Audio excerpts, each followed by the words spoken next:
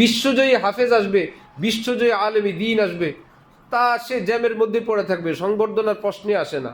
Football খেলে, cricket খেলে টাকা নিয়ে আসছে, গদি গরম হয়ে গেছে, সবাই এয়ারপোর্ট গিয়ে দাঁড়ায় আছে। এগুলো আন্তর্জাতিক ষড়যন্ত্র, যাতে করে এলমি দিন এবং আলেমকে ছোট করে রাখা যায়। এতে কি আসে যায়?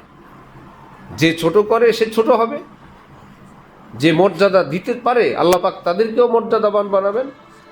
কিন্তু আল্লাহ পাক যাদেরকে কোরআন দেন, ওয়ালাকাদ আতাইনাকা সাবআম মিনাল মাসানি ওয়াল কুরআনাল আযীম, হে নবী আমি আপনাকে কোরআন দিলাম, সাবএ মাসানি সূরা ফাতিহা দিলাম, আর কি লাগে? পৃথিবীর শ্রেষ্ঠ দৌলত দিয়ে দিলাম।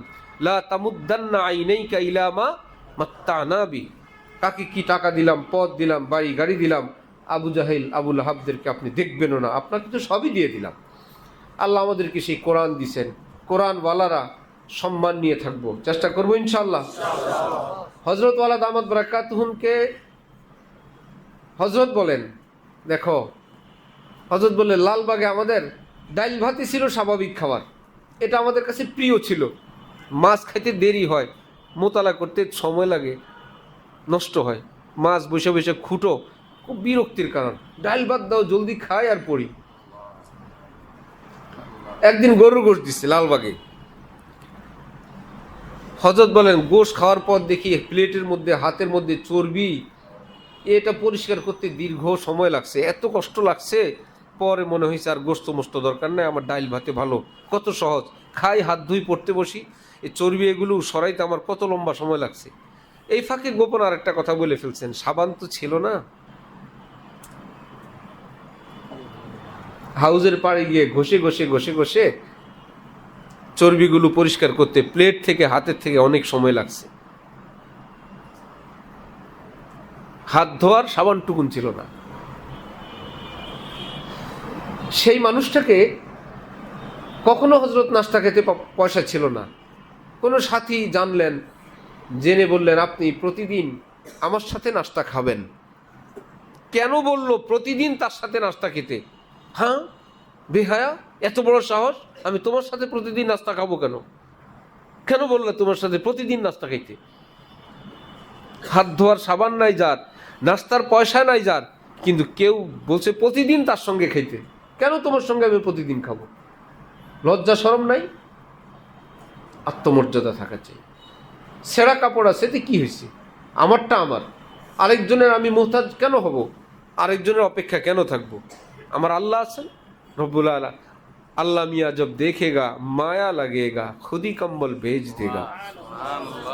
তাকওয়ার সাথে থাকলে, গুনাহমুক্ত থাকলে একটু কষ্ট করবান তো আল্লাহ নেন, নবীদের থেকেও নিছেন, রক্ত ঝরাইছেন, ক্ষুধার্ত রাখছেন, এটা আমাদের অলংকার।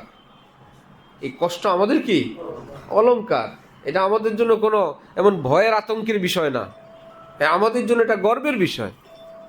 হ্যাঁ কষ্ট করছেন, আমাদের হযরত বেলাল কষ্ট করছেন, আমাদের নবীজি কষ্ট করছেন, আমরা করব, কিন্তু আমরা কারো কাছে হাত পাতবো না, বেইজ্জত হব না, নিজেকে এবং দিনকে অসম্মানিত করব না। আল্লাহ পাক শাহী মসনদে বসায় দিলে বসবো আর বলবো আলহামদুলিল্লাহ। আল্লাহ পাক যদি মাটিতে বসায় রাখেন আলহামদুলিল্লাহ। আল্লাহ পাক শত আইটেম খাওয়াইলে আল্লাহ পাকের শুকর। আল্লাহ পাক পেটে পাথর বানতে দিলে বানবো, কিন্তু হারাম জিনিসও খাবো না, পরেরটাও খাবো না, কারো আশাও করব না। ঠিক আছে ইনশাল্লাহ? তোমার জমিদারি তোমার কাছে। ঢাকুবে হুজুর রহমতুল্লাহ আলাই ঢালকানগরে আসতেন, হাজি সাহেবদের গল্প শুনতেন, এই স্যালারি দিতে হবে এত লাখ, ঈদে বোনাস এত, আরেকজনে বললো ভাই আমার তো এত, তারপরে বাড়ির কাজ তো শেষ হইলো, এগুলো জীবন ভর উনি শুনতেন, চুপচাপ থাকতেন।